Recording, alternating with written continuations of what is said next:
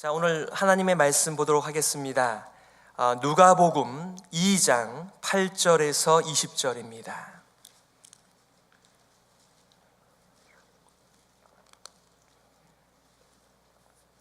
누가복음 2장 8절에서 20절.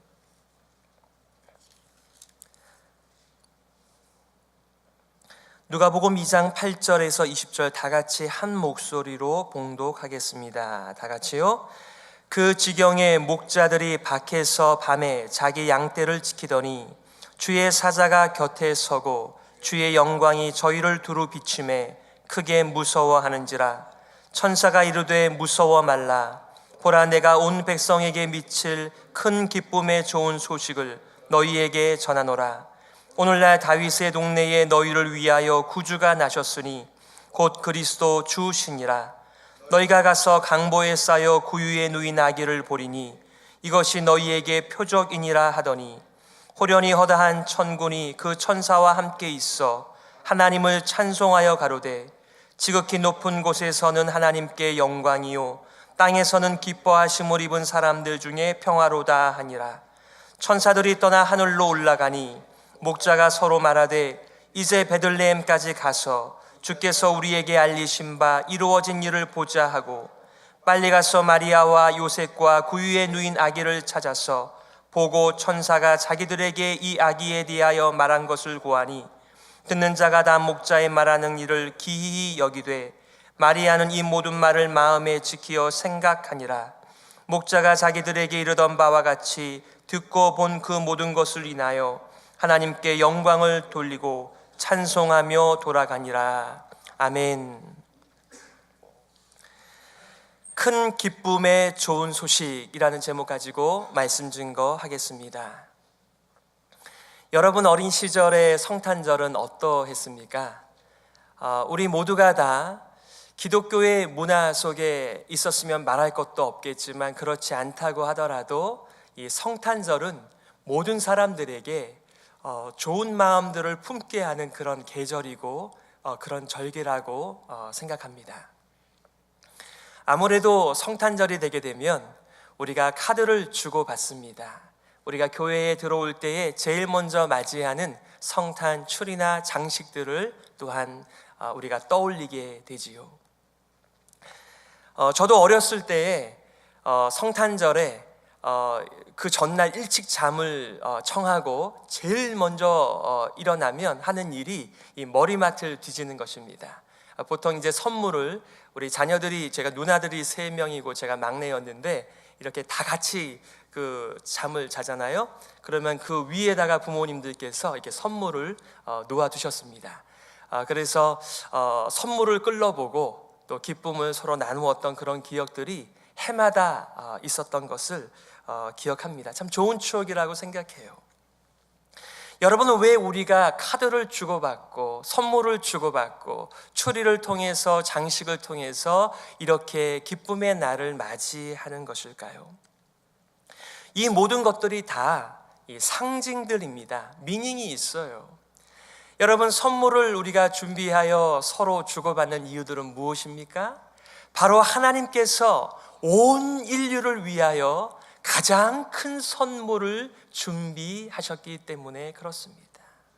우리가 성탄 그 추리 장식을 하면서 지팡이도 걸어놓고 천사들도 걸어놓고 별도 걸어놓고, 이거 모든 것들이 우리 그리스도인들이 가질 수 있는, 그리스도인들이 이해할 수 있는 그런 상징 언어들입니다. 여러분, 별은 왜 올려놓죠? 물론 반짝반짝 빛의 역할을 하기도 하고, 가장 큰 별은 예수 그리스도께로 인도하는 역할을 하는 별입니다.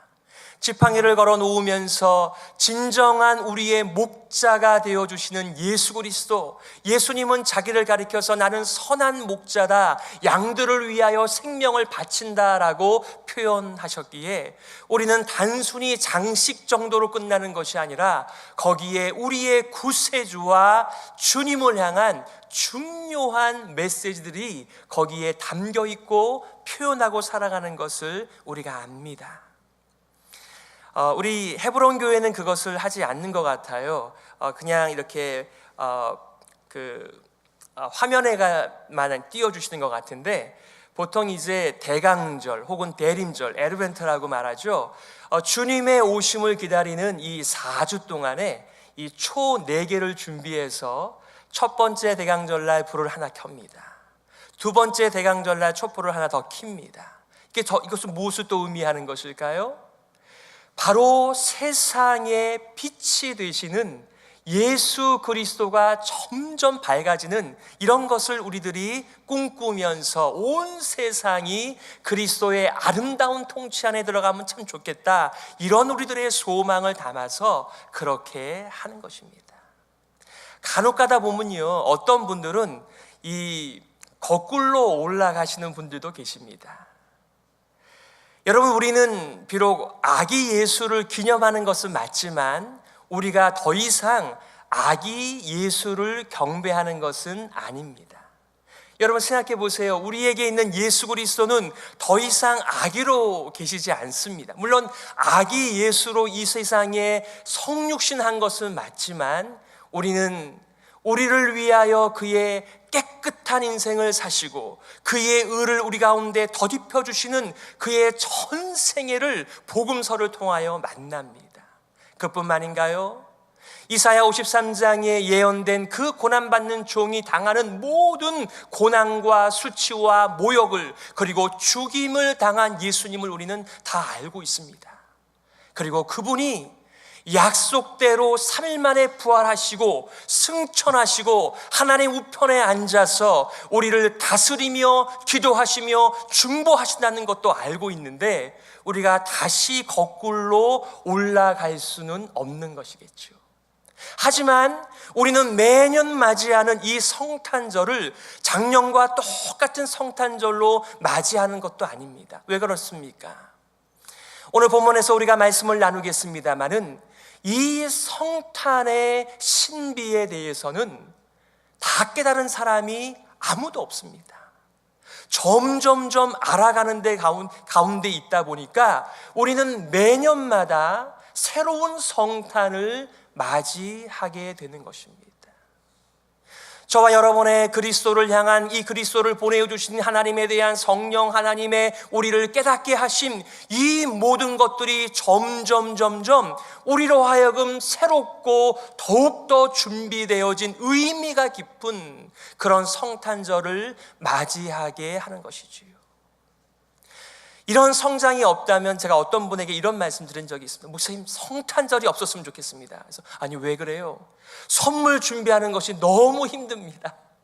성탄절 하면은 선물을 주고받고 인사치레하는 그런 절기가 되다 보니까 그것 준비하는 일이 너무 곤욕이라는 것입니다.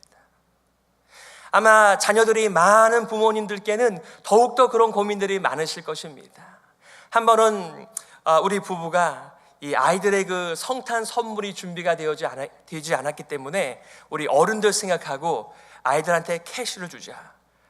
근데 애들이 어떻게 성탄 선물로 캐시를 줄 수 있느냐? 저 같으면 감사합니다 하고 받을 텐데 요즘 애들은 자신의 의사 표현을 그런 식으로 분명히 하는 것 같습니다. 여러분, 성탄절은 선물을 주고받는 날이 사실은 아닙니다. 사실 거기에 더 깊은 그리스도의 우리를 향하신 의미가 있는데 그 의미가 오늘날 이 선물로 대체되어지고 있다라고 한다면 우리는 성탄절의 진정한 의미를 맞이하고 있는 것이 아니겠지요. 맞아요.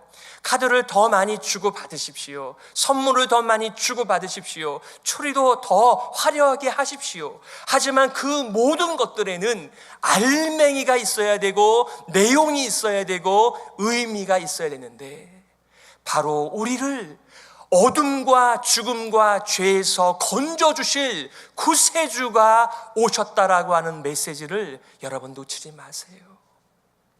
여러분, 우리가 한 주만 몸을 씻지 않아도 얼마나 우리가 지저분하게 냄새난다라고 불결하게 느낍니까? 여러분, 하지만 이것은 우리가 씻으면 돼요. 샤워하면 됩니다. 그런데 우리 영혼의 부패함과 우리의 죄와 이 더럽고 추하고 약하고 하나님과 절단이 난 이 관계에 대해서는 어떤 해결책이 세상에 있습니까?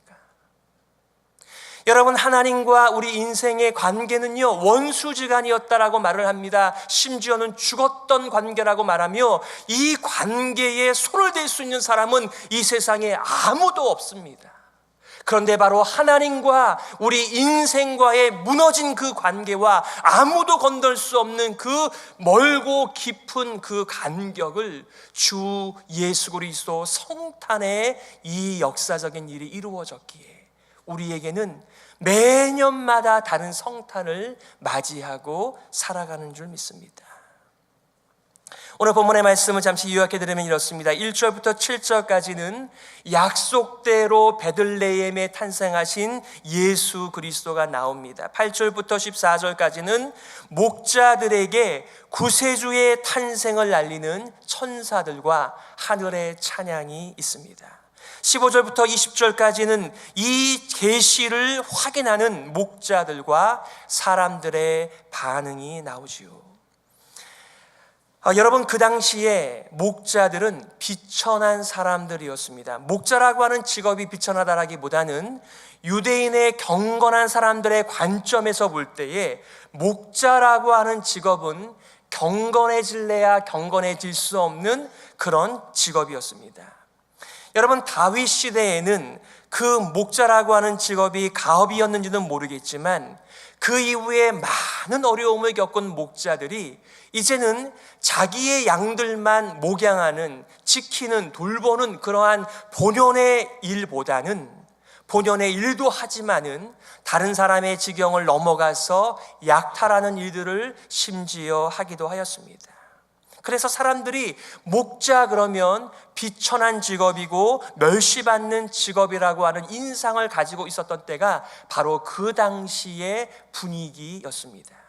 영국의 그 유명한 신학자 윌리엄 버클리도 이렇게 얘기한 적이 있습니다. 세상에 오시는 하나님 예수 그리스도를 가장 먼저 맞이한 자들이 다름 아닌 목자라니, 이렇게 하면서 놀라움을 표현했습니다. 적어도 이 기쁨의 소식을 맞이해야 하는 사람은 경건한 사람으로서 이미지를 가지고 있는 사람이 그 소식을 듣고 환영하면서 전달을 해야 되는 것이 아닌가라고 하는 기대감이 이 비천하고 경멸을 받는 목자가 그 첫 번째 환영하는 사람이고 증인이 된다라고 하는 일에 대하여 놀랐던 것이지요. 그들은 밤에도 깨어 있어야만 했고 외로운 직업이고 정상적인 삶이 어려운 직업이었습니다. 다른 사람이 거기에다가 어렵고 힘든 직업인데다가 다른 사람의 눈총도 곱지 않은 그런 직업을 가진 목자들을 바로 오늘 천사들이 찾아왔어요. 목자들이 두려워할 때 천사는 그들을 위로하면서 표적으로 계시하고 있는데 천사들이 목자들에게 전해준 그 내용이 무엇인가요? 10절부터 나옵니다. 이렇게 말합니다. 천사가 이르되 무서워 말라. 보라, 내가 온 백성에게 미칠 큰 기쁨의 좋은 소식을 너희에게 전하노라. 오늘날 다윗의 동네에 너희를 위하여 구주가 나셨으니 곧 그리스도 주시니라. 너희가 가서 강보에 쌓여 그 위에 누인 아기를 보리니 이것이 너희에게 표적이니라 하더니. 여러분, 세상에 이런 소식도 있습니까? 온 백성에게 미칠 큰 기쁨의 좋은 소식 말입니다. 여러분, 세상에 아무리 내게 좋은 소식이라고 하더라도 나와 상관이 없는 사람들에게는 얼마든지 좋지 않은 소식일 수도 있고요, 내게는 승리의 전보이지만 다른 사람에게는 패전의 전보일 수 있는 소식들이 세상에 가지고 있는 소식들입니다. 그런데 어떻게 모든 백성들에게 다 적용이 될 수 있는 큰 기쁨의 좋은 소식이 있을까요? 그 표적으로 주신 것이 무엇입니까? 다윗의 동네, 즉 베들레헴에 너희를 위하여 구주가 나셨는데 곧 그리스도 주시다라고 말합니다. 그 표적이 무엇입니까? 그곳에 가면 강보에 쌓여서 구유에 누인 아기를 보게 되리니 이것이 표적이다라고 얘기했습니다. 하나님께서 약속하신 그 메시아 구세주가 나셨는데 그 표적은 강보에 쌓여 구유에 누인 악인데 바로 그것이 표적이라고 말하고 있습니다. 세상에 어떤 부모가 자기의 자녀를 말 구유에 혹은 짐승의 구유에 올려놓는단 말입니까?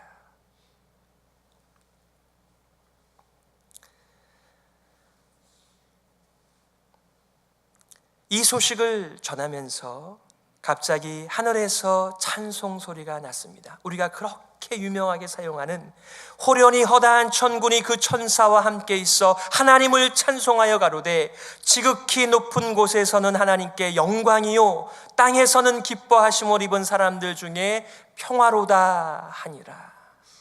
지난주에 우리 아이들도 이것을 암송하더군요. 삼보 예배 때 보니까요. 여러분, 이것이 무슨 의미이죠? 하늘에서는 영광, 땅에서는 평화, 이것이 무슨 메시지이길래 이 천군 천사, 수천의 천사들이 하늘에서 그렇게 장엄한 가운데 하늘에서 영광의 찬양의 메시지로 사용하는 것일까요? 여러분, 영광이 무엇이죠? 영광을 돌린다, 영광을 받는다, 이 말의 의미가 무엇입니까? 히브리어는 쉐케나, 그리고 헬라어는 독사, 영어로는 glory라고 되어져 있는데요. 이 영광이라고 하는 말의 의미가 무엇인가요? 여러 가지 다양한 내용들이 있을 수 있지만 한 존재나 어떤 것의 본질이 드러나는 것을 가리켜서 영광이라고 말합니다. 여러분 생각해 보세요. 천사들이 찬양을 하나님께 올리지 않아도, 우리가 하나님 앞에 찬양을 올리지 않아도 하나님은 그분 자신이 영광 가운데 계신 분이십니다. 우리가 영광을 돌려드리기에 그분의 영광이 더 많아지는 것이 아니고요, 그분 자신의 영광은 그분 자신이 드러나는 것입니다. 도대체 하나님의 무엇 때문에 우리는 하나님께 영광이라고 천사들이 찬양을 올려드리며 우리도 그것을 같이 참여하며 영광을 올려드리는 것일까요? 바로 하나님의 영광은 독생자를 이 땅에 주신 하나님의 자비, 하나님의 긍휼, 하나님의 영원한 구원의 계획이 바로 하나님의 본질이시기에 바로 그 본질 앞에서 하나님의 영광이라고, 하늘에는 영광이라고 천사들의 입술 가운데 찬양의 메시지가 있었던 것입니다. 구세주가 오셨습니다. 창세기 3장 15절에 나와 있는 것처럼 여자의 후손이 와서 사탄의 머리를 깰 것인데 더 이상 우리가 죽음의 통치 아래 들어가지 않아도, 죄의 지배를 받지 않아도 되는 깨끗하고 순결하고 거룩한 하나님 같은 인생을 살 수 있는 그 길을 계획하시고 성취하시는 그 하나님 앞에서 하늘에는 영광, 하늘에는 영광이라고 말하는 것입니다. 동시에 이 땅에는 뭐예요? 평화라고 얘기했습니다. 여러분, 누구와의 평화입니까? 1차적으로는 하나님과 온 인생들과의 평화입니다. 그래서 에베소서를 통하여 사도 바울은 뭐라고 증거합니까? 바로 예수 그리스도의 십자가가 모든 벽들을 다 허물고 새로운 하나님의 백성을 창조하였다라고 말을 하고 있습니다. 그것이 바로 교회이지요. 하나님께 받은 내적인 평안, 이 평화를 얘기하고 있는 것입니다. 우리는 죄와 허물로 죽을 뻔했던 사람들이 아니고요, 이미 죄와 허물로 죽은 사람들입니다. 하나님의 영광에 대하여 반응도 못하고 냄새도 맡지 못하고 보지도 못하고 듣지도 못하고 깨닫지도 못하는 그런 인생이 바로 우리 모든 인생들이 하나님과 등진 인생들의 삶의 특징이에요. 여러분이 가진 것을 보세요. 여러분이 누리는 것들을 한번 가만히 생각해 보세요. 하나님께서 주신 것임에도 불구하고 모든 인생들이 주장하는 것이 무엇입니까? 내 거라고 주장을 합니다. 그것을 허락하신 하나님을 향하여 감사의 박수와 찬양의 제사를 올리지 못한 채 인생을 시작하고 인생을 마감하는 사람들이 이 세상에 더 많습니다. 이렇게 죽었던 자들이 예수 그리스도로 말미암아 생명을 갖게 되었습니다. 이것도 이미지입니다. 무슨 이미지입니까? 하나님과 관계가 회복되어졌다라고 하는 표현이지요. 많은 사람들이 생명, 영생 그러면 영원히 사는 것, 이 육신의 삶을 쭉 누려가지고 오래 사는 것을 영생의 이미지로 떠올리시는데 잘못된 생각들입니다. 성경이 말하는 영생이라고 하는 것은 하나님과 끊어진 관계가 회복되어 이제는 하나님의 주신 것을 알아보면서 그분의 주신 것을 기뻐하면서 예배하면서 하나님의 공급을 계속해서 의지하고 살아가는 처음 아담의 상태가 되었다는 것을 의미하는 것입니다. 여러분, 자녀들을 한번 생각해 보세요. 비록 작은 손이지만, 작은 아이지만 부모님의 사랑에 대한 표현을 할 때 부모의 마음이 얼마나 좋습니까? 하지만 아무리 아이들을 공급하고 기르고 오랜 시간이 지났음에도 불구하고 부모에 대하여, 아버지에 대하여, 어머니에 대하여 까맣게 잊고 자기 인생을 살아가는 자녀들을 보십시오. 바로 우리가 그런 사람들이었어요. 그런데 이제는 우리가 하나님의 말씀을 읽게 되면, 복음을 만나게 되면 우리가 이 복음을 통해서 하나님의 그 거룩하심과 순결하심과 우리를 향하신 지극한 사랑을 알게 되면서 하나님의 허락하신 평화를 누리게 된다는 것입니다. 그래서 이것이 땅에서는 평화가 된다라고 찬양에 찬양을 더한 것입니다. 그뿐만입니까? 하나님과 원수된 사람들의 특징이 무엇입니까? 사람들과도 담을 쌓으면서 나의 세계를 구축하면서 다른 사람들이 나의 세계에 들어오지 못하게 하는 것이 우리네 사람들의 인생의 특징이 아닌가요?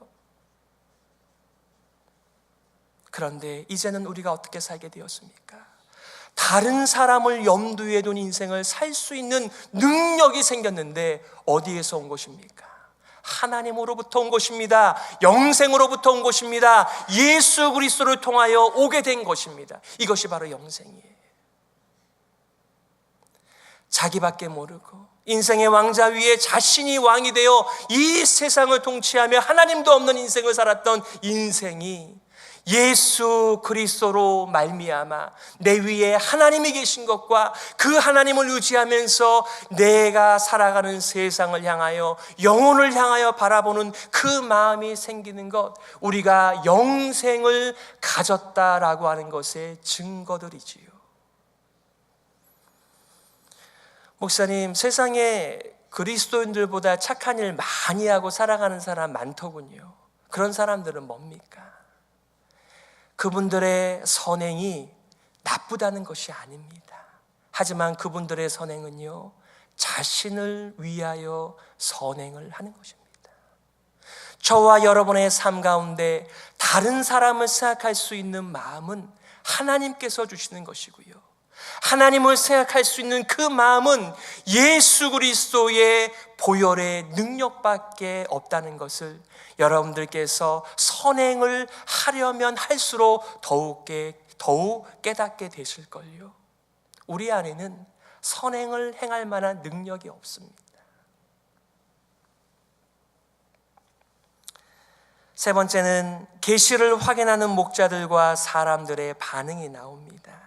천사들이 떠나 하늘로 올라가니 목자가 서로 말하되 이제 베들레헴까지 가서 주께서 우리에게 알리신 바에 이 이루어진 일을 보자 하고.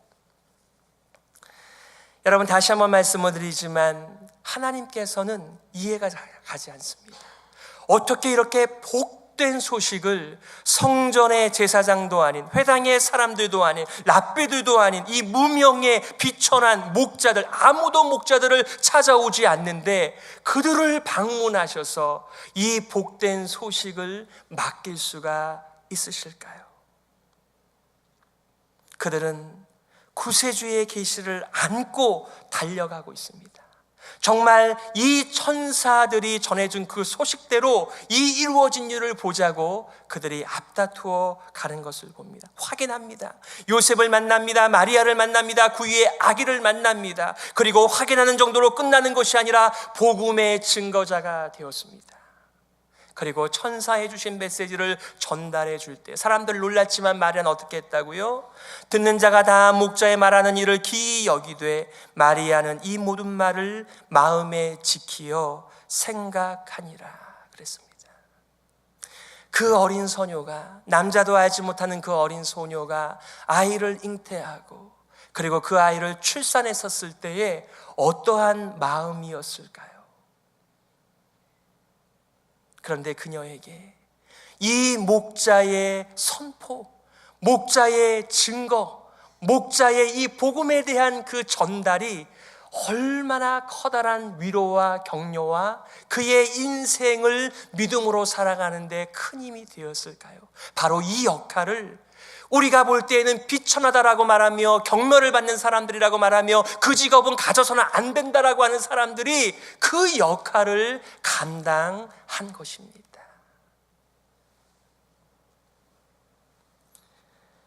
오늘날도 마찬가지죠. 복음이 떨어질 때 사람들의 반응은 참 다양합니다. 세상에 그런 말이 어딨느냐라고 당장에 거절하는 사람들이 있는가 하면 이상하게 여기며 놀랍게 여기다가 나중에 믿는 사람들도 있고요. 당장에 그 복음을 받아들이면서 예수 그리스도의 우리의 인생을 향한, 영혼을 향한 초대에 바로 응답하는 사람들도 있습니다. 여러분들은 어떤 사람들이셨습니까? 오늘 본문의 말씀을 가지고 두 가지의 교훈을 좀 나누고 싶어요. 첫 번째는 제가 여러분들에게 말씀드린 것처럼 우리는 매년마다 새로운 성탄절을 맞이한다라고 얘기했습니다. 그것은 하나님의 구원의 계획의 지혜가 깊고 넓기 때문에 그런 것입니다. 우리는 이해하지 못하는 것들이 너무 많아요. 우리가 어렸을 때 얼마나 많은 질문들이 있었습니까? 아버지에게 묻고 어머니에게 묻고 선생님에게 물으면 어떤 것들은 대답을 해주시지만 뭐라고 말씀하시죠? 크면 안다. 근데 10대가 되고 20대가 되고 30대가 되고 40대가 되고 50대가 되었음에도 불구하고 여전히 모르겠는 것은 왜 하나님께서 인생의 육신의 몸으로 오셨는지 이해가 안 갑니다. 신학적으로 답은 드릴 수 있습니다. 그리고 왜 그 거룩하시고 성결하신 하늘에 계신 하나님께서 이 죄악으로 관영한 이 암흑 세상에 친히 찾아오셔서 우리가 찬양하는 것처럼 별을 넘고 넘어 이 땅에 오셨는지 아직도 저는 시원하게 답을 얻지 못했습니다.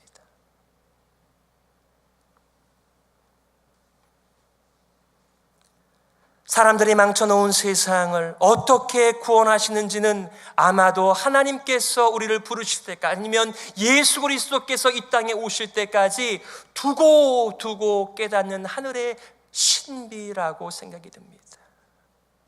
무명의 목자들을 선택하신 하나님이 이해가 되세요? 바리새인들이나 그 당시에 경건한 사람의 대표인 제사장들이나 회당의 사람들이나 랍비들이 아니라 이런 비천한 직업을 가진 사람들에게 첫 번째 복음을 맡기신 하나님의 그 의도를 여러분 아시겠습니까? 왜 그 많고 많은 튼튼한 여성들도 많이 있을 텐데 이 작은 소녀 마리아를 선택하셨는지 여러분 아십니까? 저는 모릅니다. 왜 그 하나님께서 이 십자가의 길을 선택하셔서 그 길을 여러분들은 아십니까? 한 가지는 압니다. 이 불쌍한 인생들을 향한 구원의 계획은 창세 전부터 계획하신 성부, 성자, 성령 하나님의 계획이라고 하는 것은 알겠는데 왜 그렇게 하셨는지는 매년 성탄을 맞이할 때마다 새롭게 질문하게 되는 무궁한 신비인 것 같아요.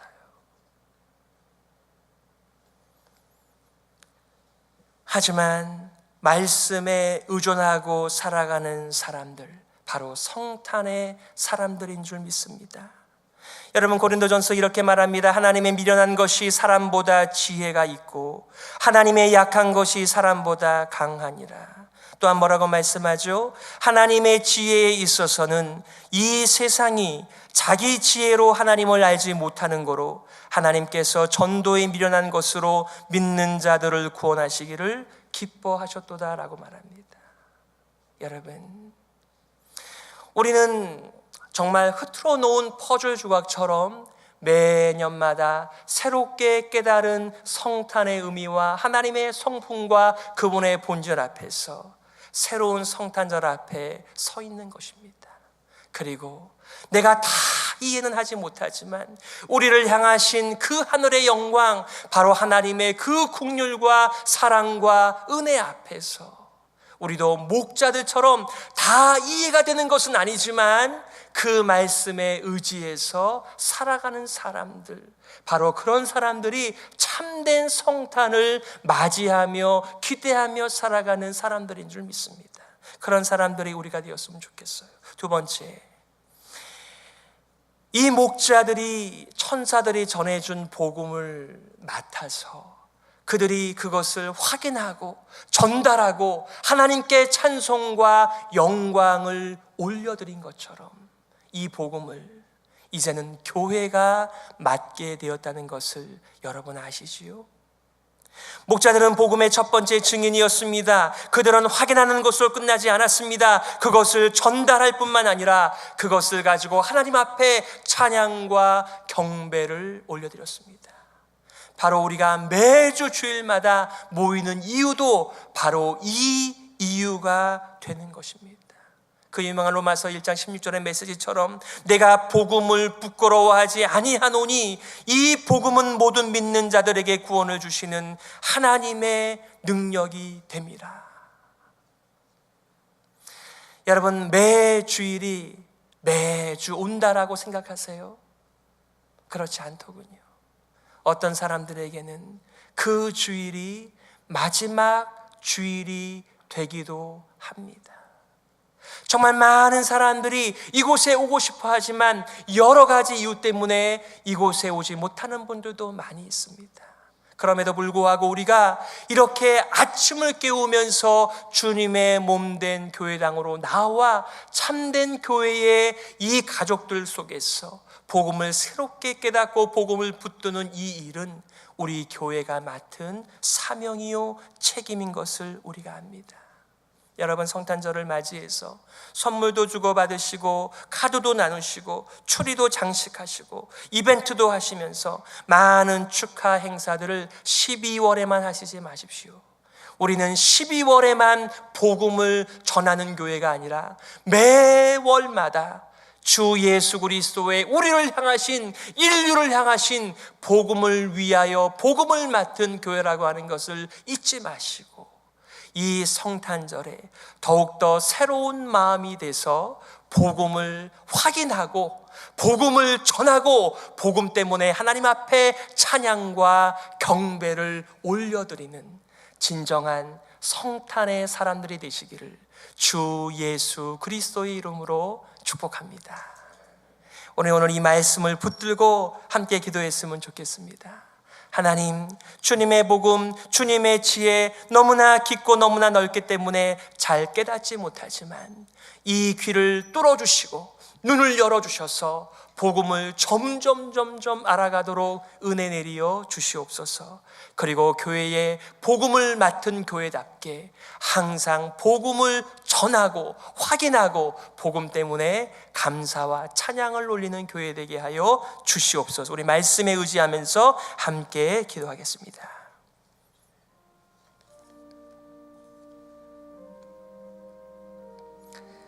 오 하나님 아버지, 감사합니다. 작년과 다른 성탄을 주시니 감사합니다. 하나님의 인류를 향한 긍휼, 사랑, 용서, 은혜, 하나님 아버지 풍성한 성탄이 되게 하여 주시옵고 이 복음을 맡은 교회답게 하나님 아버지여 우리가 깨어 있을 수 있도록 우리도 복음을 확인하고 복음을 전하고 복음 때문에 기뻐하는 목자의 인생 되게 하여 주시옵소서. 하나님 아버지 참 감사합니다. 이렇게 성탄주의를 허락하여 주셔서 이 성도들이 함께 모여 복음 안에서 하나가 되어지고 이제 이 복음을 확인하며 복음을 위하여 살겠다라고 결심하고 돌아가게 하여 주시니 감사합니다. 우리가 비록 작은 자라고 할지라도 하나님께서 허락하신 이 복음을 붙들고 살아가는 깨어있는 복음의 인생 되게 하여 주시옵소서. 살아계신 예수 그리스도의 이름으로 기도드리옵나이다. 아멘.